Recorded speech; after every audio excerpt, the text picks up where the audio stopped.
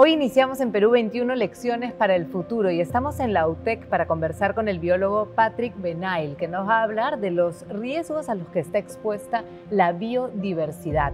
Según la ONU, 150 especies se extinguen cada 24 horas.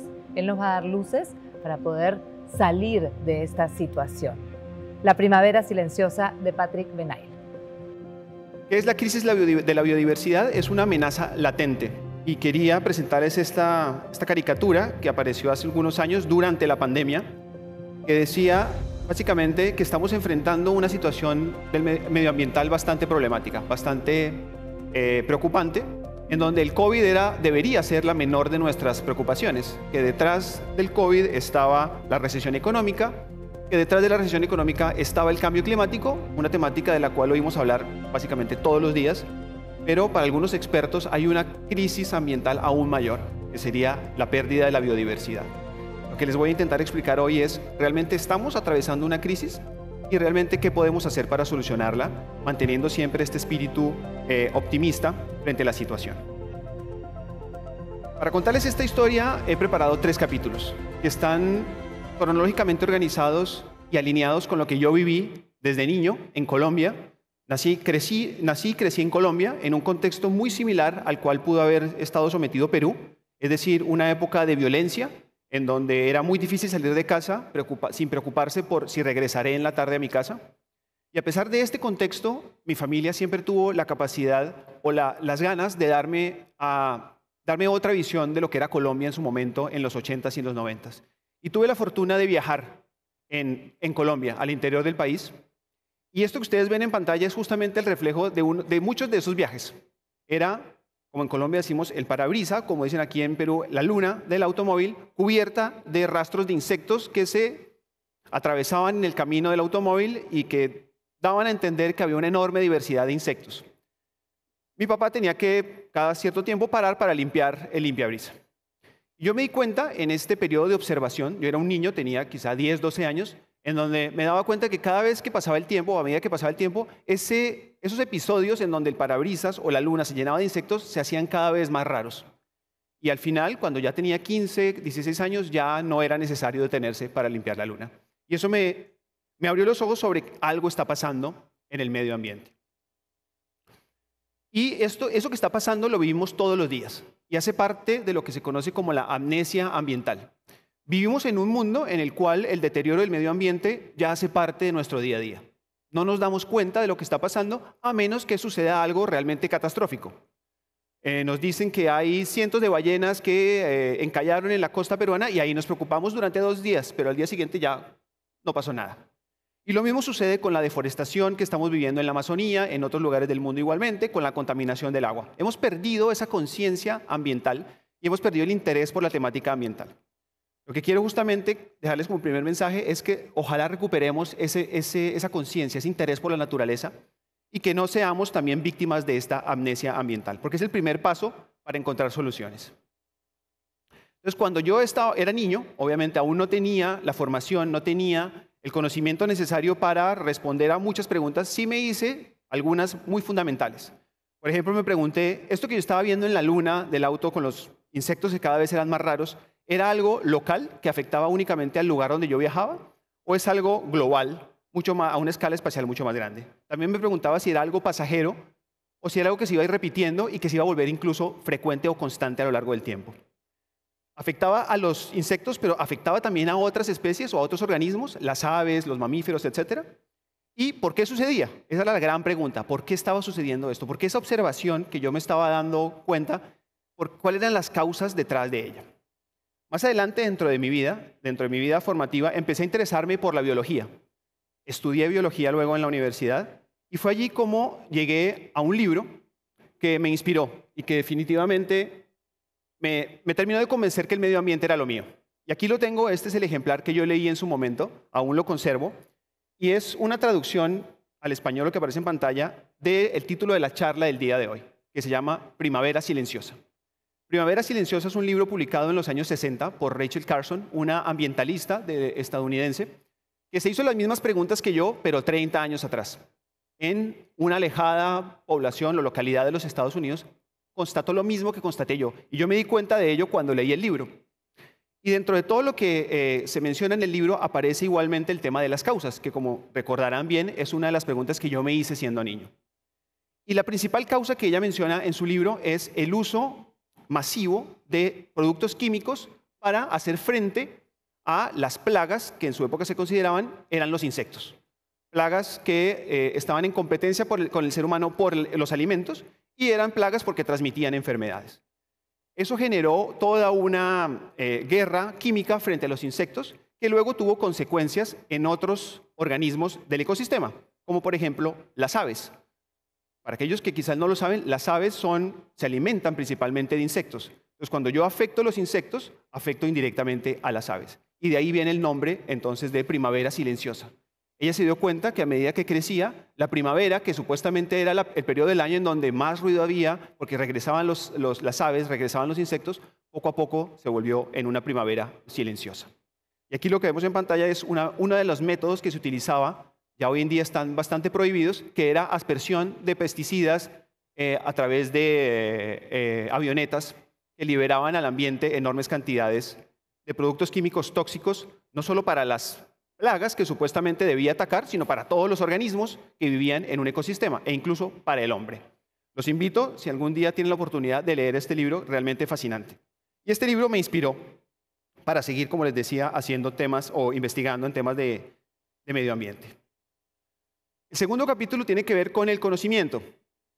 Antes de proseguir, quisiera explicarles un poco qué es la biodiversidad. La biodiversidad no es solo el número de especies. Al comienzo, Vali nos dio una cifra alarmante sobre cuántas especies estarían desapareciendo al día.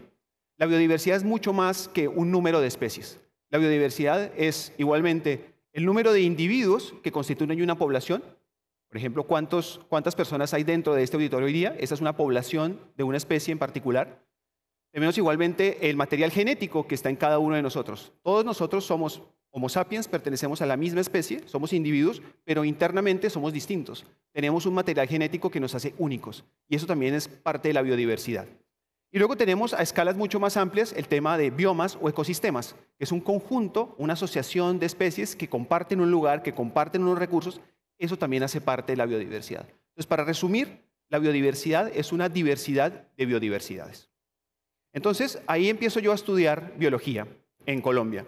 Me empiezo a interesar un poco más por el tema de la biodiversidad y empiezo a entender que detrás de la biología, detrás de la biodiversidad, hay unos mecanismos que son relativamente simples de entender y que están a la base de cómo enfrentar la problemática hoy día de la biodiversidad. Ya mencioné el ave que se alimenta del insecto, es una relación, nosotros los ecólogos lo llamamos una relación trófica. ¿Quién se come a quién? Es su fuente de alimento, su fuente de energía principal. Al costado de la imagen del pájaro comiéndose el insecto tenemos un concepto ecológico bastante sencillo que es el de la cascada trófica, que implica que todo lo que yo haga en un nivel de organización biológico tiene consecuencias a nivel de otros pisos ecológicos, llamémoslo así. Y está el ejemplo del lobo. ¿Por qué el lobo? Porque tanto en Europa como en Estados Unidos, en Canadá, se han hecho varias iniciativas, varios proyectos de, en los años 50, erradicar el lobo y luego en los años 90 reintroducir el lobo. Y muchas veces sin tener en cuenta el contexto ecológico de lo que esa reintroducción o esa fulminación de los lobos tenía en el ecosistema. Y el gráfico explica rápidamente eso. Cuando no tengo lobos, ¿qué pasa? Los organismos de los cuales el lobo se alimenta proliferan. Y esos organismos van a consumir de manera excesiva los alimentos que necesitan, en este caso las plantas.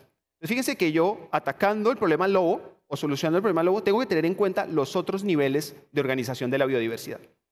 Cuando reintroduzco un lobo, voy a tener consecuencias no solo en la población del lobo, voy a aumentar su población, también voy a crear una presión sobre el nivel inferior, que es el nivel de los herbívoros, en este caso representado por los venados o los alces, y entonces disminuye la población de alces y eso va a hacer que mi población de plantas aumente. Entonces, estas son cosas que parecen fundamentales, pero que muchas veces los tomadores de decisiones no tienen en cuenta a la hora de plantear estrategias. Y esto justamente sucedió hace unos 60 años ya en la China de Mao Zedong, que seguramente muchos de ustedes han oído hablar. Entonces, la China en su momento atravesaba un problema de hambruna gigantesco. Mucha población estaba muriendo por falta de acceso a alimentos Y a Mao Zedong, en este caso el dirigente chino, solo se le ocurrió una idea que era exterminar a los gorriones.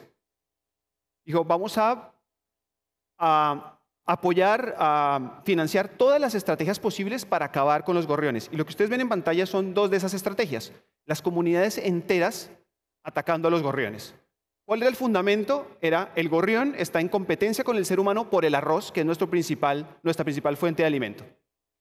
Al principio parece lógico, pero al señor Mao Zedong se le olvidó un pequeño fundamento que ustedes ya conocen, que es la red trófica. ¿Qué hice cuando eliminé el gorrión? Le quité la presión a todos los insectos que también se alimentaban y que eran plagas del arroz. Finalmente, se estima que entre 30 y 45 millones de personas murieron por falta de alimento en China. No solo por el problema del gorrión, se mezclaron una serie de factores, como por ejemplo una gran sequía, etcétera, que también contribuyeron al problema. Volvamos a la pregunta que les hice inicialmente, la sexta extinción masiva. ¿De qué se trata? Primero, sexta. ¿Por qué se refiere a sexta? Porque la historia de la biodiversidad sobre nuestro planeta ya ha atravesado 5 extinciones masivas en el pasado. La más reciente de ellas hace 65 millones de años aproximadamente, y que seguramente muchos de ustedes conocen porque fue la famosa extinción de los dinosaurios. Hace 65 millones de años. Para los que no lo saben, no todos los dinosaurios se extinguieron, algunos sobrevivieron, y lo vemos hoy en día en las aves. Las aves que comparten hoy día con nosotros el planeta son descendientes de los dinosaurios. Pero lo que voy es que la historia de la vida sobre la Tierra ha estado marcada por eventos catastróficos y, según algunos investigadores, estaríamos atravesando actualmente el inicio de la sexta extinción. A diferencia de las 5 anteriores, esta última sería causada directamente por nosotros, por una especie, en este caso Homo sapiens, que estaría alterando enormemente el medio ambiente, alterando las interacciones entre los organismos y generando algo que parecería ser una sexta extinción masiva. Si entramos un poco más en los detalles, buscamos evidencia acerca de ello y nos damos cuenta que efectivamente hay muchas especies que han desaparecido totalmente del planeta como consecuencia de las actividades de Homo sapiens. Puse algunas imágenes, no todas, de todas las especies que se asocian a las actividades humanas. El mamut, por ejemplo, es una especie que desapareció por culpa del hombre. Abajo lo puse a propósito en forma de esqueleto, el dodo, que lo hemos visto en muchas películas, en muchos cuentos. El dodo es esta ave que parece una paloma gigante que no volaba. Esa ave desapareció también como culpa del ser humano. Aparece allí el famoso tilacino, en medio, en la parte media superior. Ese era un tigre marsupial, mal llamado tigre, pero era como los koalas, tiene la capacidad de tener a su bebé en una bolsa. Luego, más reciente, desapareció el tigre de Bali. En fin, hay muchas especies que han desaparecido. La foca monje del Caribe, había focas en el Caribe hace algunas décadas, ya totalmente desaparecieron. Lo que está más abajo es un familiar cercano de la cebra, y justo al costado, ¿alguien sabe de quién se trata? ¿Esa persona que está allí quién es? El hombre de Neandertal, efectivamente. Desapareció aproximadamente hace 40.000 años y desapareció justamente como consecuencia de encontrarse con Homo sapiens. Homo sapiens lo superó en capacidad intelectual, lo superó en socialidad, en formar grupos para tener estrategias de caza, estrategias de protección, y lo superó competitivamente y lo eliminó completamente de la Tierra. ¿De acuerdo? Entonces hay una historia marcada por desapariciones totales de especies por culpa del ser humano. Entonces, ¿cuál es el escenario? A nivel de velocidad, para poder hablar de extinción masiva, tenemos que tener la mezcla de 2 factores. El factor velocidad de las extinciones, qué tan rápido se está produciendo, y en ese caso sí, no hay duda alguna, estamos en medio de una sexta extinción masiva en términos de velocidad de extinción. Si multiplicáramos en escalas geológicas la velocidad a la cual estamos perdiendo hoy especies, 250 especies por día, estamos hablando de que aproximadamente en 2 millones de años estaríamos cerca de lo que pasó hace 65, es decir, 90% de las especies desaparecidas. Recordando que hoy día se estima que hay 10 millones de especies sobre el planeta. De aquí a 2 millones de años, es mucho tiempo, si seguimos con esta velocidad estaríamos realmente atravesando una extinción masiva nuevamente. Magnitud, ¿qué quiere decir? ¿Cuántas especies desaparecen o cuánta biodiversidad desaparece? Ahí sí la visión es un poco más optimista. Estamos lejos aún, pero cuidado. Si seguimos a la velocidad en la que estamos, esa magnitud puede que la alcancemos algún día. Tercer elemento es que lo que estamos viviendo actualmente no es realmente una crisis de la biodiversidad per se. Lo que estamos viviendo es una crisis de poblaciones. No son tantas las especies que desaparecen, es más que todo los individuos de las poblaciones que disminuyen. Si tengo una población de 1000 individuos, poco a poco voy teniendo 800, 600 y va bajando. Cuando desaparece esa población, hay un riesgo de extinción. Y por último, hay otros factores que aún no se han tenido en cuenta, como si desaparecen ecosistemas, interacciones o genes. Entonces, básicamente, estamos al comienzo de una sexta extinción en masa. Aún tenemos la posibilidad de revertirlo y no compararnos a lo que pasó hace 65 millones de años con los dinosaurios. Dos ejemplos en Perú de especies que han desaparecido. Lagostomus crassus es una especie similar a las chinchillas que vivía en los altiplanos peruanos y bolivianos, que ya se sabe se extinguió completamente. Entonces, volviendo a la pregunta de Valeria del comienzo, ¿esto es reversible? Esto ya no es reversible. La desaparición de una especie, que se conoce como la vizcacha, es irreversible. Ya no hay forma de volver atrás y recuperarla. Habrá quien piensa en la ciencia ficción, Jurassic Park, etcétera, y dice que algún día la podríamos recuperar. Pero eso sigue siendo ciencia ficción o tendría otros problemas mucho más ambientales detrás que simplemente traerla de nuevo a la vida. Y un ejemplo que también quería mencionar porque tiene mucha relevancia social y económica en Perú es el tema de la anchoveta. La anchoveta es una especie de pez, la especie de pez más pescada a nivel global, y tenemos el privilegio de, frente a nuestras aguas de Perú, tener la mayor población o el lugar donde más se pesca anchoveta. Y hay una discusión abierta entre el IMARPE y Produce, el Ministerio de la Producción y el Centro de Investigación sobre el Mar de IMARPE, donde dicen, oye, la población está cayendo, la población está mantenida, etcétera. Resulta que el debate está abierto. Y si esta población o esta especie de anchoveta sigue explotándose de la forma que lo hemos venido haciendo hace unos años, posiblemente la anchoveta va a dejar de ser la especie más pescada y puede que haya efectos mucho más graves a nivel de todo el planeta. Algunas cifras que les pueden interesar. Actualmente en Perú hay 56 especies en peligro crítico. Quiere decir que están a punto de desaparecer en su estado salvaje. Y tenemos igualmente 157 especies que están en peligro, no crítico, pero que están en peligro. Entonces, más de 200 especies, tanto de plantas como de animales, sin saber ni siquiera bacterias y demás organismos que no vemos, que están en peligro de extinguirse en Perú. Entonces, sí hay un escenario un poco preocupante, alarmante en nuestro país. Ustedes se preguntarán, bueno, ¿y qué pasa si perdemos biodiversidad? ¿Cuál es el problema? Si hay 10 millones y pierdo 150, 200, ¿qué importa? Tenemos otros 9.999.000, etc. No es tan sencillo.